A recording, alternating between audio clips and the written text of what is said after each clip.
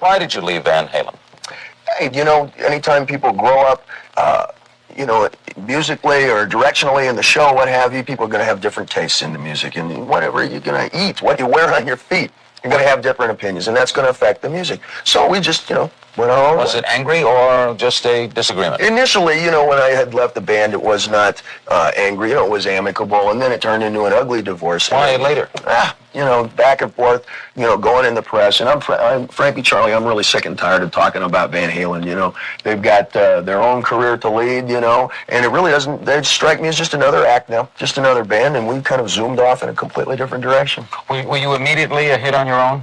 Well, I don't know, how much is a hit? Succeed? How much is a hit? We sold a couple of million in the United States, and we go up, on the videos, and so we just got nominated for a Grammy for the video work that we did last season. My partner Pete Angelis and I, Picasso Brothers, and we direct and produce all of these pictures, as well as the stage show and the designs and such. David Lee Roth walked away from one of the biggest bands in rock history at the peak of fame.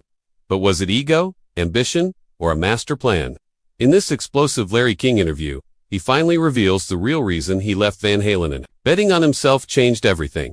Stay tuned, because what he says might completely flip the story you thought you knew. David Lee Roth leans back in the chair across from Larry King, flashing that unmistakable grin, the same grin that once electrified arenas packed with screaming fans and pulsing lights. The conversation begins not with bitterness, but with rhythm, with memory, with the kind of swagger that defined an era. Roth does not talk like a man who walked away from something. He talks like a man who jumped into the unknown on purpose. He describes the early days of Van Halen as a wildfire, a collision of ambition and raw volume. A band that did not ask for permission, but demanded attention. According to Roth, leaving was not an escape, but an evolution.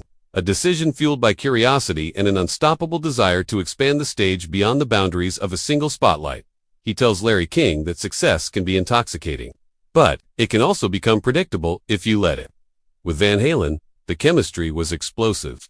A combination of Eddie's guitar, wizardry, and Roth's acrobatic charisma, yet creative tension simmered beneath the applause.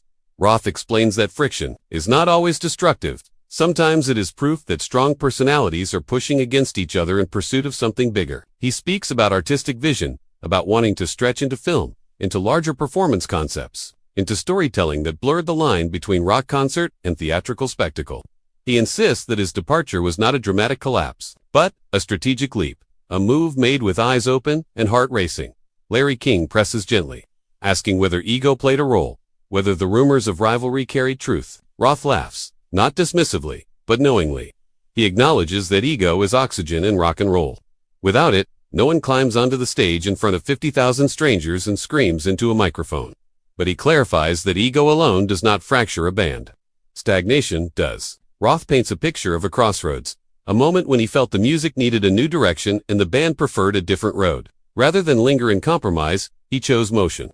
Motion, he says, is life. As the interview unfolds, Roth describes the final days before the split as strangely calm. There were no shattered guitars or slammed doors, only conversations layered with ambition and disagreement. He explains that he believed in reinvention, in the philosophy that an artist must outrun his own legend. Staying might have preserved stability, but leaving offered uncertainty, and uncertainty felt honest. Larry King nods, intrigued by the calm certainty in Roth's voice. The departure that tabloids once painted as chaotic now sounds almost philosophical. Like a chess move rather than a fistfight, Roth shifts the focus to his solo ambitions, describing how he envisioned a broader canvas. He wanted horns, cinematic arrangements, a visual language that exploded beyond traditional hard rock. He talks about assembling musicians who could match his energy, about chasing sounds that surprised even him. There was risk in stepping away from a proven machine like Van Halen, but risk, he insists, is the heartbeat of creativity. He compares it to jumping off a cliff, knowing you have built your own wings. The crowd might doubt you, critics might circle, but gravity only wins if you stop believing in lift. Larry King asks whether he feared being compared endlessly to his former band. Roth answers with a spark in his eyes. Comparison is inevitable, he says, but identity is intentional. He never wanted to erase his past. He wanted to build on it. The solo work became an extension of his personality, louder in some ways, more flamboyant, infused with humor and narrative flair. He emphasizes that he was not abandoning rock. He was expanding it, adding color where he felt there had been only black and white. The conversation grows more reflective when Roth speaks about the fans. he acknowledges that some felt betrayed, confused by the separation. He understands that audiences form emotional attachments not only to songs, but to the chemistry between band members. Yet, he believes fans also respect courage. Walking away from guaranteed stadium tours to pursue an uncertain path is not a move made lightly. Roth explains that he trusted his audience to follow authenticity. Even if they did not immediately understand the map, that Larry King's voice remains calm and measured, guiding the discussion toward legacy. Roth responds with passion, insisting that legacy is not a museum exhibit. It is a living, evolving force. Leaving Van Halen was not about erasing history, but about ensuring that his own chapter did not end prematurely. He speaks of growth, of learning from tension rather than resenting it. The split, he suggests, was not a scar, but a catalyst. As the first half of the interview draws to a close, Roth's tone becomes almost poetic. He describes the roar of the crowd as a tidal wave, a force that can either carry you forward or trap you in repetition. By stepping away, he believed he was choosing the current rather than the harbor.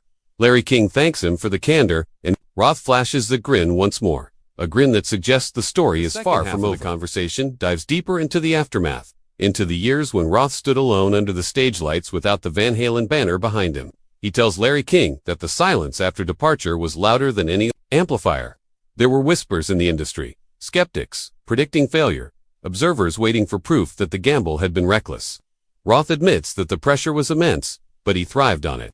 Pressure, he says, sharpens instinct. It forces you to either shrink or expand. He chose expansion. He describes crafting his solo albums as building a new identity from familiar fragments. There was still the high kick, still the charisma, still the irreverent humor. But now every decision rested squarely on his shoulders. He speaks about long nights in the studio, about chasing melodies that felt both rebellious and refined. Without the established structure of his former band, he discovered a different kind of discipline. Freedom, he learned, is not chaos. Is his responsibility amplified? Larry King asks whether he ever doubted the move. Roth pauses, not theatrically, but thoughtfully.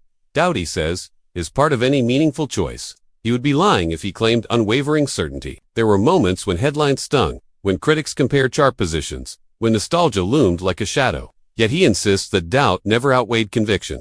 He believed that artistic restlessness is healthier than comfortable repetition. Even when sales fluctuated, the thrill of experimentation validated the risk.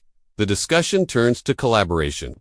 Roth explains that working with new musicians broadened his perspective. Each collaborator brought a unique flavor, challenging him to adapt and refine his style. He emphasizes that leadership in a solo career differs from being a frontman in a band. In a group, ideas collide organically. Alone, you must actively invite collision. He learned to listen more carefully, to balance flamboyance with focus. The solo path became an education in humility as much as independence. Larry King gently revisits the question of reconciliation, asking whether time solved old disagreements. Roth responds with surprising warmth. Time, he says, has a way of sanding down sharp edges. He acknowledges the shared history, the groundbreaking music, the nights when everything aligned perfectly. While he does not dwell on regrets, he recognizes the power of perspective. Distance allowed him to appreciate the intensity of those early years without being consumed by them. The conversation grows philosophical once more as Roth reflects on fame.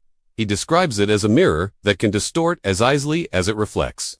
Leaving a legendary band forced him to confront his own reflection without the collective glow. He had to ask himself who he was beyond the headlines. That introspection, he believes, strengthened him. It reminded him that charisma must be rooted in authenticity or it becomes hollow performance. Larry King asks what he hopes listeners understand about his decision. Roth leans forward, his voice steady. He hopes they see courage rather than conflict, ambition rather than ego. He wants them to recognize that artists evolve. That growth sometimes requires stepping into uncertainty. The departure was not an act of rebellion against his bandmates, but a declaration of independence for himself. It was a statement that creativity should never feel confined. As the interview nears its end, Roth speaks directly to the audience. He encourages aspiring musicians to trust their instincts, to pursue vision, even when the path appears unstable. Success, he says, is not a static trophy, but a moving target. If you chase only security, you risk losing passion. If you chase passion, security may follow in unexpected forms. His solo journey, with its triumphs and challenges, stands as proof of that philosophy. Larry King offers a final question about legacy and satisfaction. Roth smiles again, that signature blend of mischief and confidence. He says he measures success not by uninterrupted continuity, but by fearless reinvention. Leaving Van Halen was one chapter, launching a solo career, another, and each chapter carried its own soundtrack. He does not frame his life as a single narrative arc, but as a series of daring leaps. When the cameras prepare to fade, the atmosphere feels less like an interrogation and more like a masterclass in artistic resilience. Roth has not simply recounted history. He has reframed it. He has transformed what many saw as a dramatic split into a story of momentum, identity, and relentless creativity. Larry King thanks him once more, and Roth rises from the chair with the energy of someone still chasing the next spotlight. The interview ends, but the echo of his words lingers. A reminder that sometimes walking away is not the end of a legend, but the beginning of a new one.